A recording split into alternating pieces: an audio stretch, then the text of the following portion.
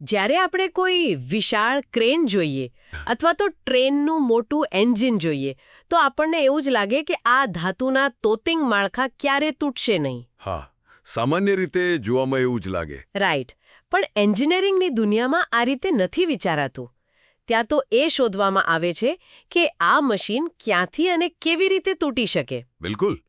નબળી કડી શોધવી એ જ ડિઝાઇનનો પાયો છે. સાચી વાત. તો આજના આ ડીપ સેશનમાં આપણે એવા જ કેટલાક મૂળભૂત નિયમોને ડીકોડ કરવાના છીએ. આપણો આજનો વિષય છે મશીન એલિમેન્ટ્સની ડિઝાઇન અને ખાસ કરીને આપણે એક સ્લાઇડ ડેક પર ફોકસ કરીશું જેનું નામ છે લીવરની ડિઝાઇન માસ્ટર સ્ટડી ગાઈડ. આ બહુ જ ઇન્ટરેસ્ટિંગ ટોપિક છે. હા, અને આજનું આ સેશન એકદમ ડિપ્લોમા એન્જિનિયરિંગના ક્લાસરૂમ જેવું જ હશે, જ્યાં આપણે એક પછી એક સ્લાઇડ સમજીશું. તો પ્રોફેસર, આપણે સીધા સ્લાઇડ 1થી જ શરૂઆત કરીએ? ચોક્કસ. જુઓ, સ્લાઇડ 1માં લીવર અને ફલ્ક્રમનું બહુ જ બેઝિક ચિત્ર આપેલું છે. લીવર કદાચ માનવજાતની સૌથી જૂની શોધ છે. એક આધારબિંદુ હોય, જેને આપણે ફલ્ક્રમ કહીએ, અને એક લાંબો હાથ હોય. હવે સ્લાઇડ 2 પર જઈએ તો સૌથી મોટો પ્રશ્ન આવે છે મટીરિયલ સિલેક્શનનો. હા, કારણ કે બધું લોખંડ સરખું તો ના જ હોય. સાચી વાત. મટીરિયલની પસંદગી સીધી લીવર પર લાગતા લોડ અને ઉત્પાદન ખર્ચ પર આધાર રાખે છે. સ્લાઇડમાં બતાવ્યા મુજબ cast iron, cast steel, mild steel એટલે કે MS અને ફોર્જ્ડ સ્ટીલ વપરાય છે. આમાં હેન્ડ લીવર્સ અને ફૂટ લીવર્સના ઉદાહરણો પણ છે. એટલે હું આને એક ઉદાહરણથી સમજું તો શું આ કોઈ રમત માટે યોગ્ય શૂઝ પસંદ કરવા જેવું છે? શૂઝ પસંદ કરવા જેવું કઈ રીતે?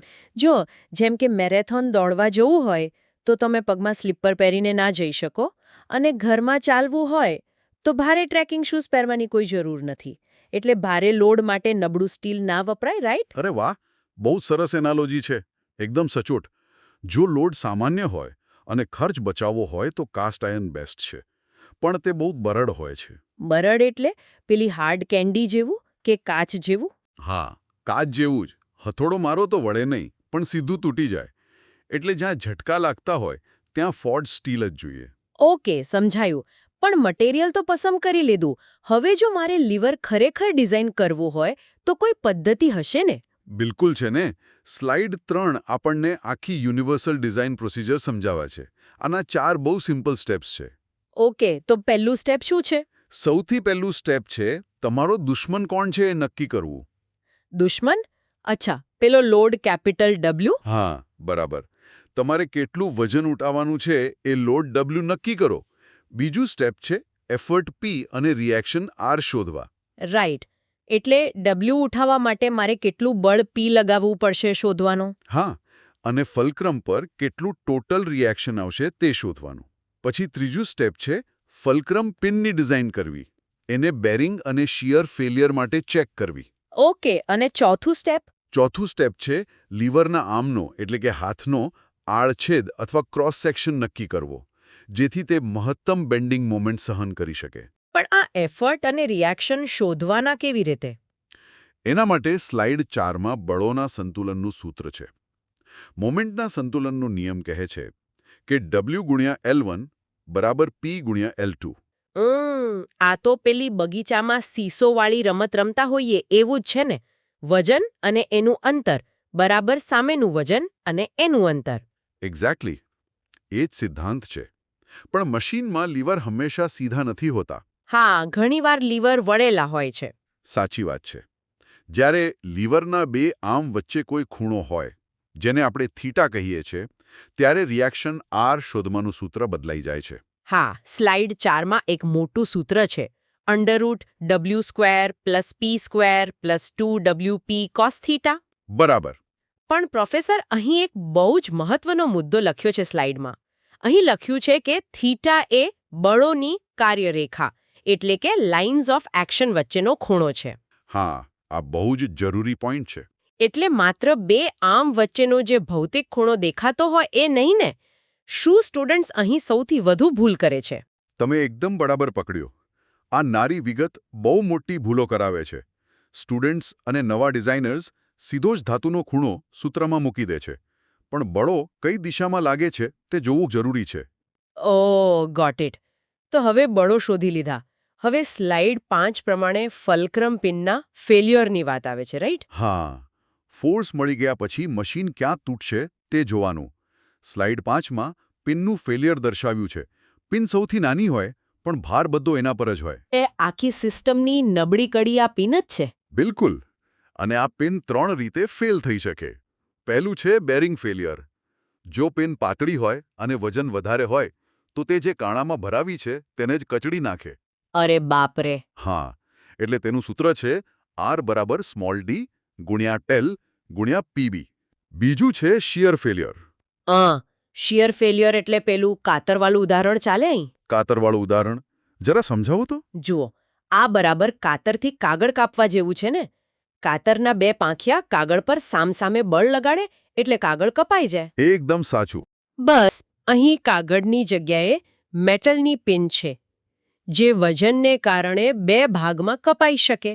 Perfect analogy. એટલે જ એન્જિનિયરો એક સ્માર્ટ ડિઝાઇન વાપરે છે. Double shear. ડબલ શિયર હમ. એટલે શું? યુ આકારનું બ્રેકેટ વાપરીને પિનને બંને બાજુથી પકડવામાં આવે. જેથી પિનને કાપવી હોય તો 2 જગ્યાએથી કાપવી પડે. વાહ! એટલે કે પિનની તાકાત સીધી બમણી થઈ જાય. હા, એનું સૂત્ર પણ સ્લાઇડમાં છે. R = 2 × π/4 d² tau. આમાં 2 વડે ગુણાકાર એટલા માટે જ કર્યો છે. અને ત્રીજું છે બેન્ડિંગ ફેલ્યોર. સમજાયું. હવે સ્લાઇડ 6 પર કેટલાક નિયમો આપેલા છે, જેને ડિઝાઇનના સુવર્ણ નિયમો કહ્યા છે. હા, આ થંબ રૂલ્સ છે. જેમ કે ફલ્ક્રમ પિનની લંબાઈ તેના ડાયામીટર કરતાં 1.25 ગણી લેવાય. એટલે કે L = 1.25 d. બોસનો ડાયામીટર પિન કરતાં બમણો હોય અને આર્મની ઊંચાઈ જાડાઈ કરતાં 3 ગણી રખાય.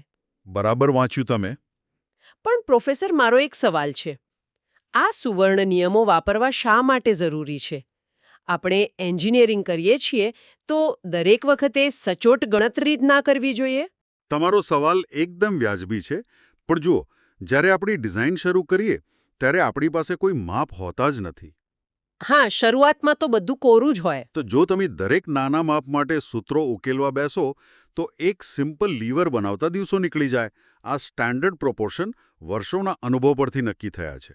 ઓહ, એટલે આ સમય બચાવવા માટે છે. બિલકુલ. આનાથી ડિઝાઇન ઝડપી બને છે અને પછી આપણે તેને ક્રોસ ચેક કરી લઈએ છીએ. બહુ જ પ્રેક્ટિકલ વાત છે. તો હવે આપણે આ થિયરીને પ્રેક્ટિકલ પ્રોબ્લેમ પર લગાવીએ. ચોક્કસ. સ્લાઇડ 7 જુઓ. એમાં લીવર ટાઇપોલોજી મેટ્રિક્સ છે. 2 મુખ્ય પ્રકારના લીવર છે. પહેલું બેલ ક્રેન્ક લીવર અને બીજું રોકર આર્મ.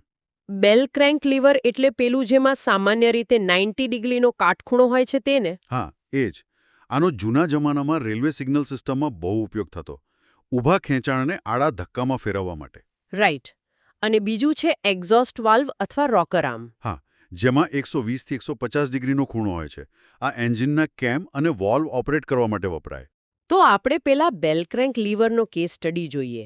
સ્લાઇડ 8માં પ્રોબ્લેમ 3.1 આપેલો છે. હા, આ ગણતરી બહુ મજાની છે. આમાં લોડ W છે 10,000 ન્યૂટન. બાપરે, 10,000 ન્યૂટન એટલે તો બહુ મોટો લોડ કહેવાય. લગભગ 1,000 કિલો જેટલો, રાઈટ? સાચી વાત. પણ જુઓ, જાદુ ક્યાં થાય છે. લોડવાળો હાથ L1 છે 750 મિલીમીટર અને એફર્ટવાળો હાથ L2 છે 500 મિલીમીટર. ઓકે, એટલે સૂત્રમાં મૂકીએ તો એફર્ટ P = 10,000 × 750 / 500. બરાબર. અને જવાબ શું આવે છે? જવાબ આવે છે 6,667 ન્યૂટન. હા, જોયું તમે. 10,000 ન્યૂટન ઉઠાવવા માટે તમારે માત્ર 6,667 ન્યૂટન બળ જ લગાવવું પડ્યું. અરે વાહ, આ તો લીવરનો અસલી જાદુ છે. વજન કરતાં ખાસ્સું ઓછું બળ. મિકેનિકલ એડવાન્ટેજ જેને કહેવાય. અને રિએક્શનની ગણતરી જુઓ. ખૂણો 90 ડિગ્રી હોવાથી cos 90 = 0 થઈ જાય છે. હા, એટલે પેલું અંડરરૂટવાળું મોટું સૂત્ર એકદમ નાનું થઈ જાય. માત્ર W² + P². ગણિતની કેટલી સુંદરતા છે આમાં. બિલકુલ. અને એટલે રિએક્શન R 12,019 ન્યૂટન મળે છે. હવે સ્લાઇડ 9માં આના આધારે ડાયમેન્શન શોધ્યા છે. હા, પિનનો ડાયામીટર D 76 mm અને લંબાઈ L 45 mm આવી છે.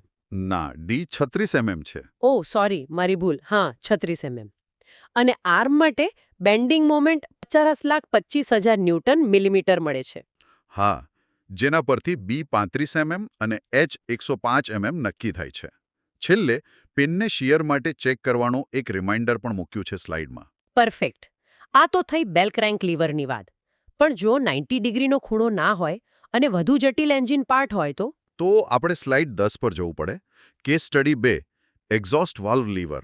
એટલે કે રોકર આર્મ. હા, અહીં શારીરિક ખૂણો 140 ડિગ્રી આપેલો છે, પણ બળોની કાર્યરેખા સામસામે આવે છે. એટલે તમે શરૂઆતમાં જે વાત કરી હતી એ જ ને. આપેલી સ્ટુડન્ટ્સ માટેની ગોચા મોમેન્ટ છે. એક્ઝેક્ટલી. અહીં સીધો 140 ડિગ્રી સૂત્રમાં મૂકી દો તો આખી ડિઝાઇન ખોટી પડે. તો સાચો ખૂણો કયો લેવાનો? બળોની કાર્યરેખા વચ્ચેનો ખૂણો એટલે કે થીટા બરાબર 180 - 140 એટલે કે 40 ડિગ્રી થાય. ઓ બાપરે, 140 અને 40 વચ્ચે તો બહુ મોટો ફરક કહેવાય. બિલકુલ. અને આ 40 ડિગ્રીને કારણે ગણતરી બદલાઈ જાય. ડિઝાઇનમાં W 3000 ન્યૂટન છે. એના પરથી P 2250 ન્યૂટન મળે છે. અને રિએક્શન R 4940 ન્યૂટન મળે છે, રાઈટ? હા. પછી સ્લાઇડ 11માં રોકર આર્મના પરિમાણો આપ્યા છે. B 19 અને H 48 પિન D 23 અને L 28 પણ સ્લાઇડ 11માં બીજું પણ એક ઇન્ટરેસ્ટિંગ એલિમેન્ટ છે, ટેપેટ સ્ક્રૂ. હા, આ બહુ જ અગત્યનો ભાગ છે એન્જિનનો. અહીં લખ્યું છે કે ટેપેટ સ્ક્રૂની ડિઝાઇન હંમેશા કોમ્પ્રેસિવ ફેલિયર માટે જ ગણાય છે. મને એ નથી સમજાતું કે સ્ક્રૂ હંમેશા કમ્પ્રેસિવ ફેલિયર માટે જ કેમ ચેક થાય? ખેંચાણ કે ટેન્શન કેમ નહીં? બહુ સારા સવાલ છે. જુઓ, એન્જિનની અંદર આ સ્ક્રૂનું કામ શું છે? તે વાલ્વને નીચે ધક્કો મારે છે. હા, વાલ્વ ખોલવા માટે ધક્કો મારે. બસ, તો તે વાલ્વના માથા પર સતત દબાણ એટલે કે કોમ્પ્રેશન જ કરતો હોય છે. તે ક્યારેય વાલ્વને ખેંચતો નથી, એટલે તેના પર ખેંચાણનું કોઈ બળ આવતું જ નથી. ઓહ, હવે સમજાયું. એટલે માત્ર કચડાઈ જવાનો જ ડર રહે છે. સાચી વાત. અહીં ગણતરી મુજબ ડાયામીટર 6.91 મિલીમીટર આવે છે. પણ તમે જુઓ, આપણે ફાઇનલ માપ 8 લઈએ છીએ. હા, એ તો પેલું સ્ટાન્ડર્ડ માપવાળું લોજિક ને. કારણ કે બજારમાં તમને 6.91નો સ્ક્રૂ તો કોઈ આપવાનો નથી. એક્ઝેક્ટલી. તમારે સ્ટાન્ડર્ડ સાઇઝ જ લેવી પડે.